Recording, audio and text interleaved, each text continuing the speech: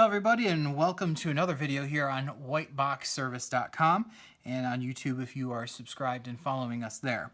Today we are going to look at another PS4 controller. This is the version 3, which is the 3rd edition controller that they have come out with the PS4 consoles.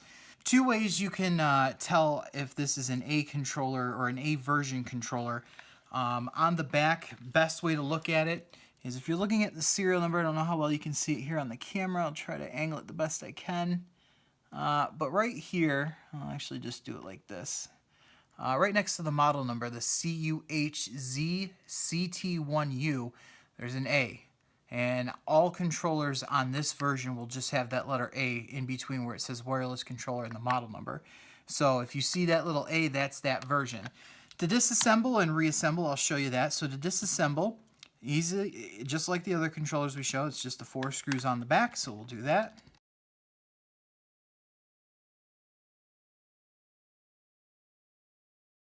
And now that all 4 screws are out, once again, pinch on the right side of the controller where the R1, R2 triggers are. You're going to use your thumbs and pinch the top bezel and the bottom bezel, and as you can see, it's already starting to pop out, which is good. And you're just going to apply a little bit of pressure and then pull. Now, once you pull it like that, don't pull it all the way because you can ruin that power board ribbon cable that goes to the main board. So just leave it open just about this much. Just go ahead and pull the power board ribbon cable out. So then you have now 2 pieces. This is the second way to determine if you have a version A. If you don't have the sticker on the back, when you open it up, you'll see that this side has a considerably, or what I was about to say, way smaller power board compared to the other 2.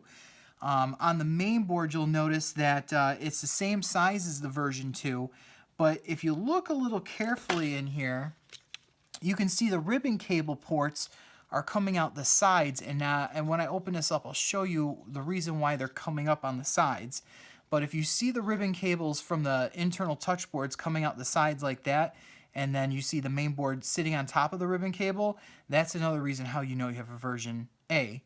Take the battery up, lifts right out, and actually the wires sit inside this little hook. So once you lift it, you'll see it snags.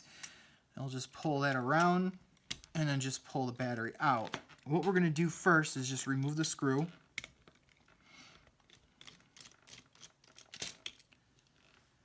As you can see, the buttons board's already on its way out.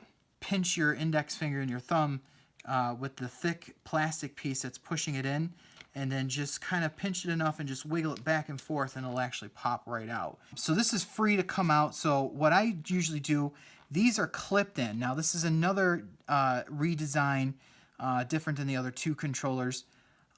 The A version actually clips this main board in so that your alignment issues are minimum now. So what I like to do is I like to keep both of them together. I'll take the touchpad ribbon cord and then just kind of line it up as I'm pulling both of these boards out, and it slips right out, and there is your top cover here. And of course, same deal with the touchpad. If you ever have to replace it, you basically want to hold the ribbon cable in, and then you swoop this under the plastic bar, and then once it's in place, let go of the ribbon cable, and you're all set. If you don't do that and you tuck this ribbon cable underneath the bar, as you can see, it doesn't have a lot of room, and then when you put this back together, the cable's actually just going to sit on top. It won't have enough to go back into its slot. So you want to make sure that you hold the cable down, put everything underneath the bar, and it actually has way more slack in it to go where it needs to go. So I'll put that aside. And then there's only one more step here that we need to do. We need to desolder the motors so I can get the main board off.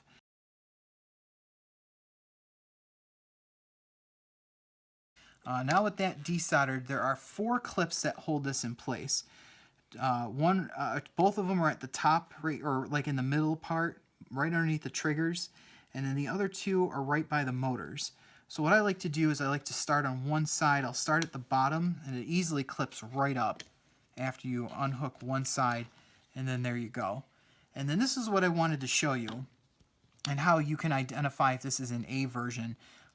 if you really wanted to look at the ribbon cables on the side. You see how the ribbon cables come out the sides here? In the other two versions, they came out through the middle. And on the main board, these prongs, as you can see here, on the main board were actually in the middle, so that when they were compressed together, they would make that solid connection and the circuit would go through. They didn't design it that way. This way on the version A's, they put them onto the side. So it's kind of interesting to see what the ribbon cable on the A version looks like, with the ribbon cables coming on the both sides of the controller instead of right in the middle. And then obviously a complete redesign of the ribbon cable up here. It's actually less traffic, as I would say, on these compared to the other two. So that is your breakdown of a version A controller. And like I said, I always do ESD so that I'm not harming any of the components here. You don't want to fry them with static electricity. So it's always good to be properly grounded. And that is your breakdown of the version A. Be sure to subscribe to YouTube and like us on that page, as well as our Facebook page to see more videos. We'll post them on both of them. And if you have any questions or concerns, don't hesitate to go on whiteboxservice.com, facebook.com/whiteboxservice, and just shoot us a comment or a question, and we're always there Monday through Friday, 9 to 5 Eastern Standard Time. We're always there to help. If you have any questions about service or repairs, and if you see something on our site that you have that we may not service, don't hesitate to call or send us a question. Chances are we can still repair it for you. We're a big facility, and what we specialize is what we show you on our website. So if it's not listed, chances are we can still try to repair it for you. But I hope you enjoy the version A controller. I will show the Model 2 PS4 controller in another video, so tune in for that, and thank you for joining me tonight.